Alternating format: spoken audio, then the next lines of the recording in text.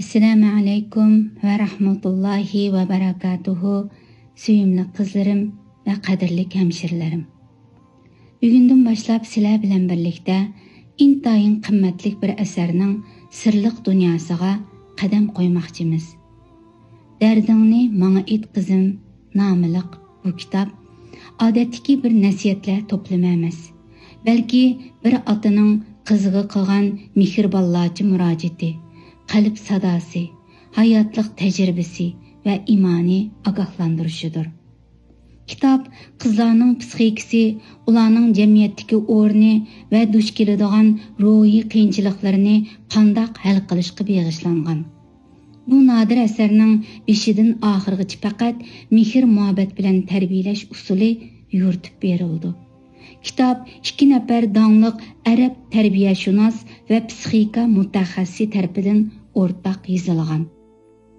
Doktor Abdullah Muhammad Abdulmuati u balalar terbiyesi, aile münasebetleri ve ösmirler psixikasi bo'yicha nurg'unlagan meşhur kitaplarni yozgan, itiraf qilingan mutaxassis.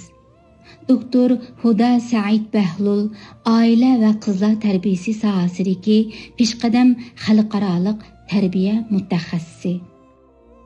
Kitapning her bir quridan bir otaning qizig'i bo'lgan tashvishi, qalbining ochiqlanishi ve umidvorligi sezilib turadi.